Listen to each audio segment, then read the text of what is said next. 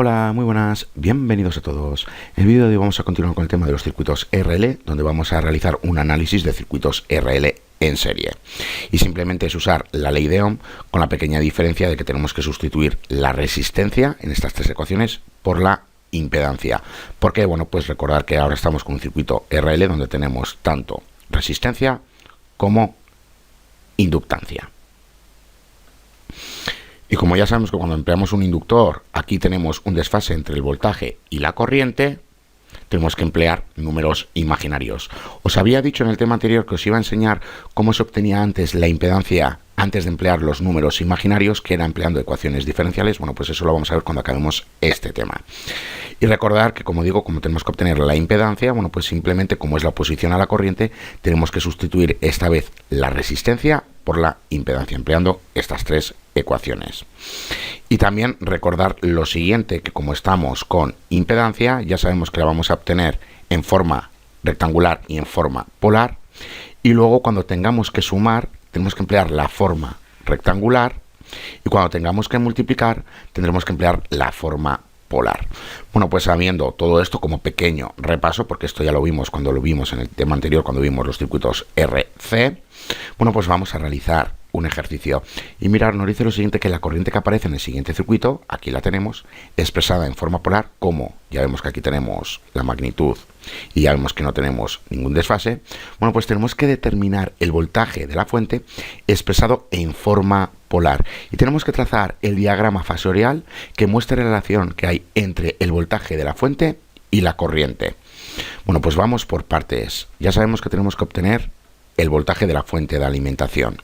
Y para ello, como tenemos la corriente en forma polar, tendremos que obtener la impedancia en forma polar. Y una vez que tenemos la impedancia en forma polar, empleando la ley de Ohm, que ya sabemos que tenemos voltaje es igual a corriente por impedancia en forma polar ambas, porque se trata de una multiplicación, vamos a obtener el voltaje en forma polar, es decir, su magnitud y también el ángulo de desfase.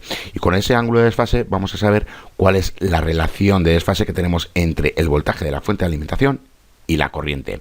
Ahora bien, para obtener la impedancia, porque la corriente ya la tenemos, bueno, pues ya sabemos que necesitamos tanto la resistencia como la reactancia inductiva. Y para obtener la reactancia inductiva ya sabemos que necesitamos la inductancia y también la frecuencia. Bueno, pues aquí lo tenemos. Para obtener la reactancia inductiva, bueno, pues ya sabemos que tenemos que emplear esta ecuación, realizamos la correspondiente sustitución y lo expresamos en kiloohmios. ¿Por qué? Bueno, pues porque la resistencia está en kiloohmios. Ya sabemos que aquí tenemos por 10 elevado a 3 los kilos y aquí tenemos por 10 elevado a menos 3 mili. Esto se cancela. ¿Y qué vamos a obtener? Bueno, pues vamos a obtener simplemente ohmios. Bueno, pues lo pasamos a kiloohmios. Y ya sabemos que si lo sumamos, bueno, pues tenemos la impedancia en forma rectangular. Recordar que esto es positivo porque estamos en la parte imaginaria positiva. Aquí tenemos la reactancia inductiva. Y en el eje real positivo tenemos la resistencia. Bueno, pues tenemos que obtener la impedancia, o mejor dicho, pasar la impedancia a forma polar, y para ello, bueno, pues ya sabemos que tenemos que emplear esta ecuación de aquí. Bueno, pues realizamos la correspondiente sustitución. Aquí tenemos la reactancia inductiva y aquí la resistencia, el valor de la resistencia, y ya vemos que obtenemos esto de aquí, que es la impedancia en forma polar. Una vez que tenemos la impedancia en forma polar y la corriente en forma polar, podemos obtener el voltaje en forma polar. Bueno, pues aquí lo tenemos, y recordar que cuando realizamos una multiplicación lo tenemos que hacer en forma polar porque simplemente multiplicamos aquí las magnitudes y luego sumamos los ángulos. Bueno, pues aquí lo tenemos. Y voy rápido porque esto ya lo hemos visto cuando vimos los circuitos RC en serie. Bueno, pues ahora, ¿cuál es la relación que hay entre el voltaje de la fuente y la corriente? Es decir, ya sabemos que tenemos un desfase. ¿Cuál es ese desfase? Bueno, pues aquí tenemos realmente la corriente en el eje real positivo, porque ya vemos que no tenemos ningún desfase. Aquí tendríamos su magnitud. Y aquí tenemos la magnitud del voltaje, que ya vemos que son 2,36. Y aquí tenemos ese ángulo de desfase. ¿Qué podemos ver aquí? Aquí ya sabemos que son 32,1 grados. ¿Qué podemos ver aquí? Bueno, pues ya vemos que el voltaje de la fuente de alimentación está adelantada frente a la corriente. Bueno, pues aquí tendríamos básicamente ese diagrama fasorial. Ahora bien, como pequeño repaso al vídeo anterior, ya vimos lo siguiente. Mirar, aquí tenemos las relaciones de fase de corriente y voltajes. Ya sabemos que cuando tenemos un resistor y un inductor, ya sabemos que tenemos un desfase entre la corriente y el voltaje. Recordar que el voltaje está adelantado, el voltaje del inductor está adelantado frente a la corriente del inductor en 90 grados. Ahora bien, como en el resistor tanto la corriente como el voltaje del resistor están en fase, podemos sacar en claro que el voltaje del inductor también está adelantado en 90 grados frente al voltaje del resistor. Es decir, aquí es como si tuviésemos también el voltaje del resistor. Y ya vemos lo siguiente, como digo, que el voltaje del inductor está adelantado frente al voltaje del resistor en 90 grados. Bueno, pues tenemos este otro diagrama donde tenemos aquí el voltaje del inductor y el voltaje del resistor. Lo podemos ver aquí, aquí vemos que tenemos el voltaje del inductor que está adelantado en 90 grados frente a la corriente y también está adelantado en 90 grados frente al voltaje del resistor porque tanto la corriente como el voltaje del resistor están en fase. Y si el voltaje del inductor está adelantado en 90 grados frente a la corriente, también tiene que estarlo en adelantado 90 grados frente al voltaje del resistor, porque como digo, el voltaje del resistor y la corriente están en fase en el resistor. Bueno, pues aquí vemos ese pequeño desfase. ¿Por qué digo todo esto? Bueno, pues porque ya sabemos que aquí tenemos las caídas de voltaje y sabemos que su suma es igual al voltaje de la fuente de alimentación. Bueno, pues el voltaje de la fuente de alimentación lo tendríamos más o menos aquí. Aquí tendríamos ese desfase.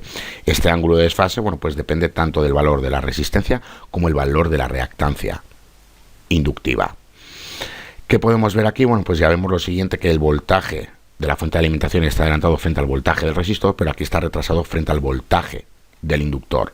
Y reorganizando todo esto, bueno, pues aquí tendríamos el voltaje del inductor, aquí tendríamos el voltaje del resistor y en la hipotenusa ya sabemos que tenemos el voltaje de la fuente de alimentación. Empleando el teorema de Pitágoras obtenemos el voltaje de la fuente de alimentación. Bueno, pues aquí lo tenemos en forma rectangular y aquí lo tenemos en forma polar, donde aquí tenemos la magnitud del voltaje de la fuente de alimentación y aquí tenemos ese pequeño desfase que hay entre el voltaje de la fuente de alimentación y la corriente.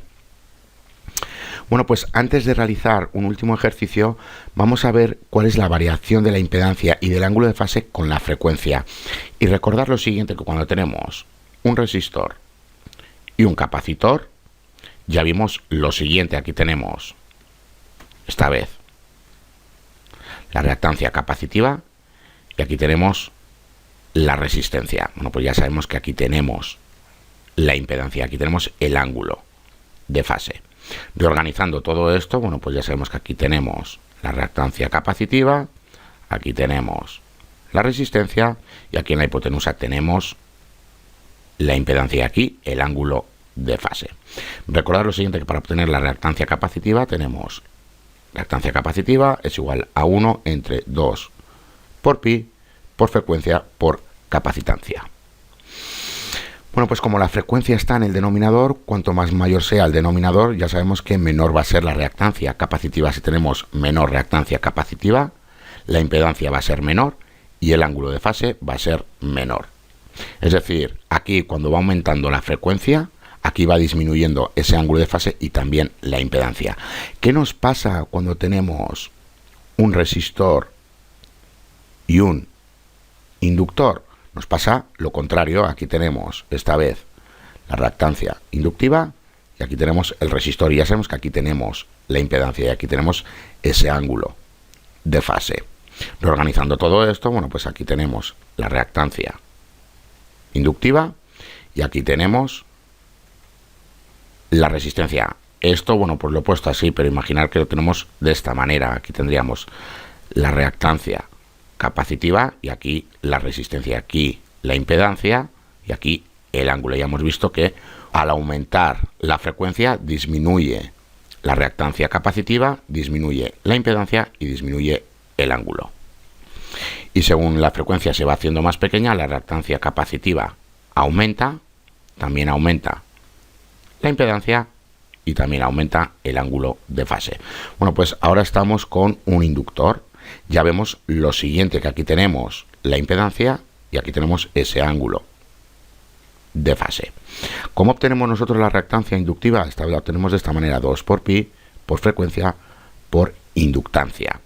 Es decir, estamos multiplicando la frecuencia. Podemos ver con esta ecuación que cuando va aumentando la frecuencia, va aumentando la reactancia inductiva, y si aumenta la reactancia inductiva, ya vemos que aumenta la impedancia y aumenta el ángulo de fase. Bueno, pues podemos ver que según va aumentando la frecuencia, aumenta tanto la impedancia como el ángulo de fase.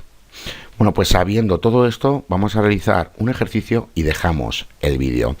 Mirad, nos dice lo siguiente, que para el circuito RL en serie que se muestra a continuación, este de aquí, tenemos que determinar la magnitud de la impedancia total y el ángulo de fase para cada una de las siguientes frecuencias. Bueno, pues ya vemos que aquí va aumentando la frecuencia y acabamos de ver que si aumenta la frecuencia, aumenta la reactancia inductiva, porque tenemos esta ecuación de aquí. Y si aumenta la reactancia inductiva, aumenta la impedancia y aumenta el ángulo de fase. Bueno, pues ¿qué es lo que tenemos que hacer? Ya sabemos que tenemos que obtener la impedancia y también el ángulo de fase. Es decir, que tenemos que obtener la impedancia en forma polar.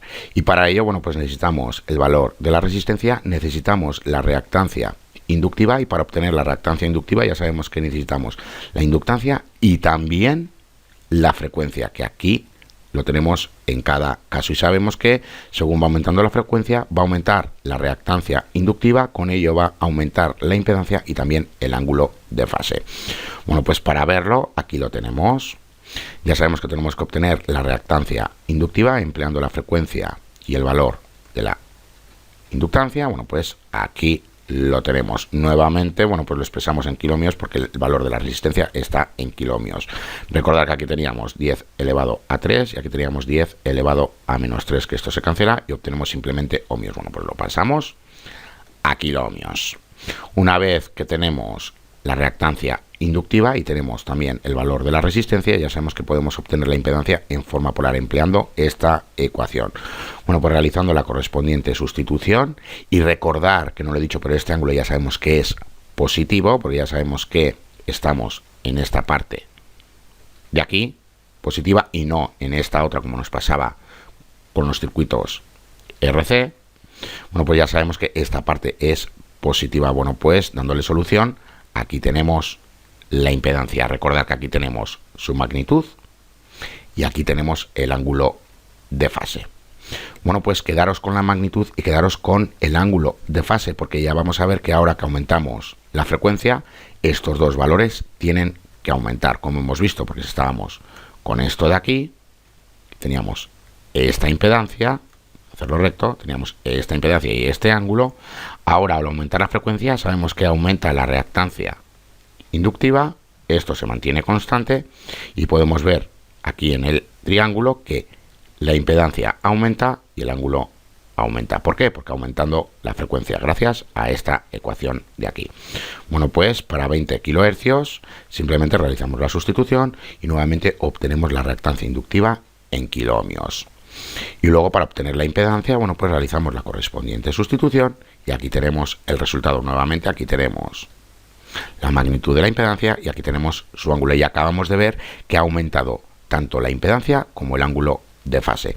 Y por último, si tenemos 30 kHz, ya sabemos que estos dos valores van a aumentar. Bueno, pues aquí lo tenemos. Nuevamente realizamos la correspondiente sustitución y obtenemos la reactancia inductiva. Y recordad que la resistencia siempre se mantiene constante. Bueno, pues aquí obtenemos la impedancia. Aquí tenemos su magnitud y aquí tenemos su ángulo. Bueno, pues ya vemos lo siguiente, que cuando va aumentando la frecuencia, aumenta tanto la impedancia como el ángulo de fase. ¿Por qué? Porque teníamos esta ecuación de aquí.